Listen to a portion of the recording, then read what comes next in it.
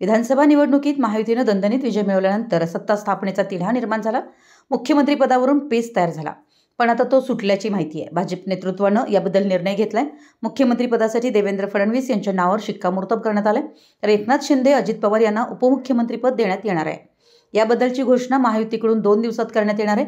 शिंदे मुख्यमंत्रीपदी राहण्यास उत्सुक होते, पण भाजप मुख्यमंत्रीपदाचा त्याग पुन्हा एकदा करण्यास तयार नाही। नाराज शिंदेंची समजूत काढण्याचे प्रयत्न भाजपकडून सुरू आहेत। महायुतीत अजित पवारांची एंट्री झाल्यानंतर त्यांना उपमुख्यमंत्रीपद देण्यात आलं, तर देवेंद्र फडणवीस 2022 पासून एकनाथ शिंदेंच्या मंत्रिमंडळात उपमुख्यमंत्री आहेत। आता त्यांना मुख्यमंत्रीपद देण्यात येणार आहे, तर शिंदे त्यांच्या जागी उपमुख्यमंत्री होतील। त्यामुळे महायुतीत 2 उपमुख्यमंत्रीपदाचा पॅटर्न कायम असेल।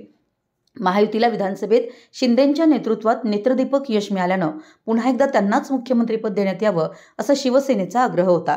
त्यासाठी बिहार पॅटर्नचा दाखलाही देण्यात आला, पण भाजपनं मुख्यमंत्रीपद सोडण्यास नकार दिला।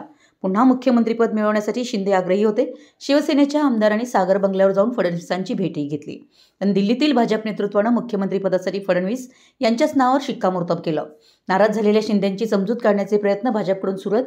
भाजपला विधानसभा निवडणुकीत 132 जागांवर विजय मिळाला। देवेंद्र फडणवीसच या यशाचे शिल्पकार असल्यानं त्यांनाच मुख्यमंत्री करण्याचा निर्णय घेण्यात आलाय। मुख्यमंत्रीपद सोडणाऱ्या शिंदेंना मंत्रिमंडळातील चांगली खाती देण्यास तयार असल्याचं समजतं। यासोबतच केंद्रातही त्यांच्याकडे मोठी जबाबदारी देण्यात येणार आहे। राज्याच्या मंत्रिमंडळात एकूण 43 मंत्रिपद आहेत, त्यापैकी 12 मंत्रिपदं शिवसेनेला दिली जाण्याची शक्यता आहे, तर अजित पवारांच्या राष्ट्रवादीला 10 मंत्रिपदं मिळू शकतात। उर्वरित 21 मंत्रिपदं भाजप स्वतःकडे ठेवेल। मुंबई प्रतिनिधी, मराठी, एस न्यूज।